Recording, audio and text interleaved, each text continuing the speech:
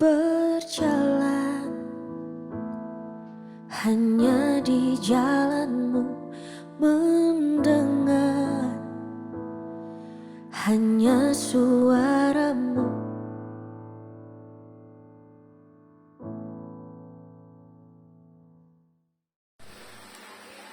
Puji Tuhan, selamat malam, salam sejahtera di dalam kasih Kristus. Malam ini kembali lagi kita akan mendengarkan renungan seperti biasa ya, setiap malam ada renungan yang dapat menguatkan saya dan saudara. Karena firman Allah itu ya dan amin. Dan sebelum kita mendengarkan renungan, mari kita akan satukan hati kita semua. Kita akan berdoa terlebih dahulu sehingga firman Allah yang datang kepada saya dan saudara benar-benar menguatkan, menghibur, memberikan ketenangan. Puji Tuhan. Bapa kami yang ada di dalam surga, kami mengucap syukur kepadamu Tuhan. Kalau sepanjang hari ini kami sudah ditolong Tuhan, sudah dibela Tuhan. Pemeliharaanmu terlalu luar biasa bagi kami. Dan malam hari ini Tuhan, sebelum kami beristirahat, berbaring di tempat tidur kami rindu Tuhan, disegarkan lagi kebenaran firman Allah datang kepada kami. Urapi hamba-Mu, dan biarlah Tuhan firman-Mu itu melekat erat di dalam kehidupan kami dapat merenungkan itu siang dan malam. Terima kasih Tuhan Yesus, berfirmanlah lewat hamba-Mu.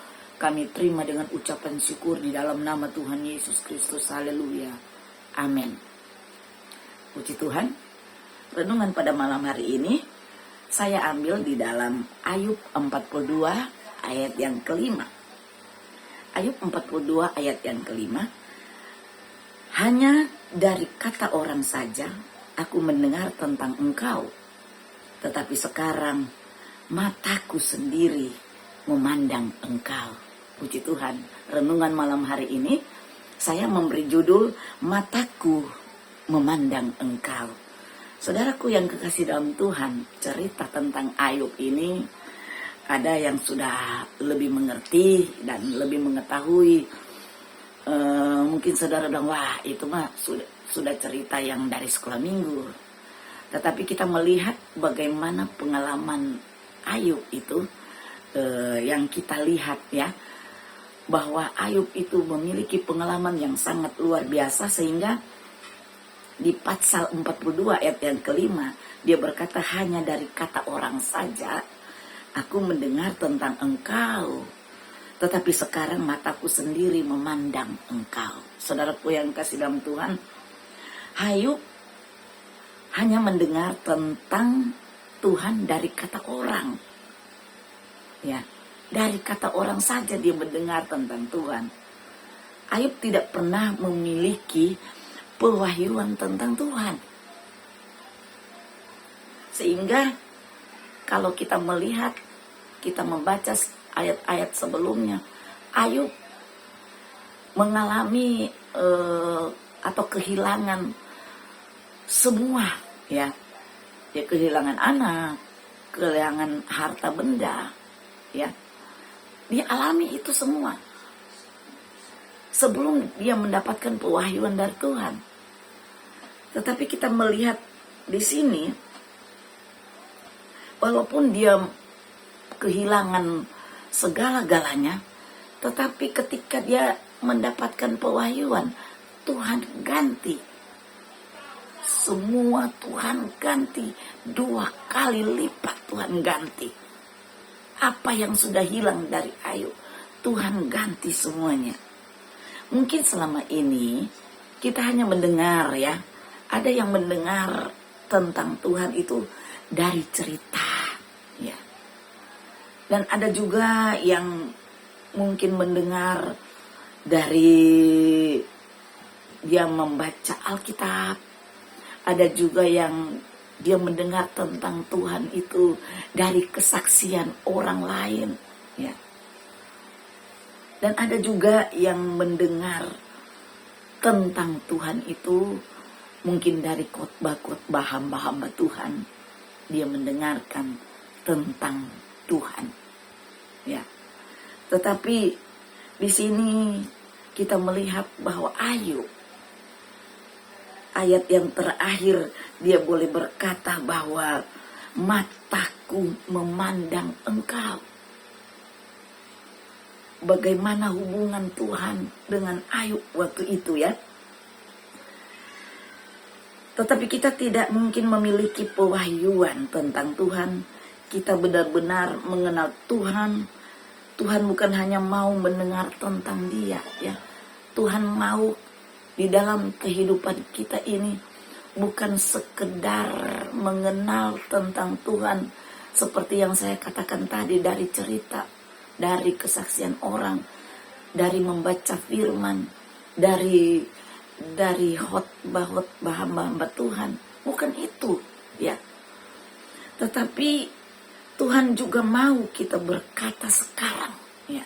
Tuhan mau kita berkata sekarang, mataku melihat Engkau. Seperti yang dikatakan Ayub, mataku melihat Engkau. Berbagai-bagai macam masalah. Mungkin tidak seperti Ayub ya, yang kita alami. Sampai tubuhnya luar biasa. Dia menerima hal-hal yang pahit. Di saat kita memiliki pewahyuan tentang Tuhan, yang kita dapatkan akan digenapi di dalam hidup kita. Amin. Kalau kita melihat di dalam Ibrani 12 ya. Coba kita melihat di dalam Ibrani 12 ayat yang kedua. Di sana dia katakan, marilah kita melakukannya dengan mata yang tertuju kepada Yesus yang memimpin kita dalam iman dan yang membawa iman kita itu kepada kesempurnaan, yang dengan mengabaikan kehinaan tekun memikul salib ganti sukacita yang disediakan bagi Dia yang sekarang duduk di sebelah takhta Allah. Apa yang dimaksud dengan kita mendapatkan pewahyuan? Ya. Ini Ibrani 12 ayat 2. Dia sudah berkata bahwa melakukan dengan mata yang tertuju kepada Yesus. Itu yang Tuhan inginkan bagi kita. Kita fokus kepada Tuhan, maka Tuhan juga akan fokus kepada saya dan saudara. Kalau Ibrani ini, dia boleh berkata bahwa yang memimpin kita dalam iman. Siapa yang memimpin kita dalam iman? Yesus yang memimpin kita di dalam iman. Ketika kita memandang kepada Yesus, ketika mata kita bukan mata jasmani, tetapi mata rohani. Apa mata rohani itu? Iman kita. Iman kita memandang kepada Yesus ya. Sehingga dia katakan bahwa dan yang membawa iman kita itu kepada kesempurnaan ya. Iman itu yang akan membawa kita kepada kesempurnaan, yang dengan mengabaikan kehinaan tekun memikul salib ganti sukacita. Masing-masing kita punya salib ya, dan salib yang kita pikul itu berbeda-beda. Salib saya berbeda dengan salib saudara yang saudara pikul.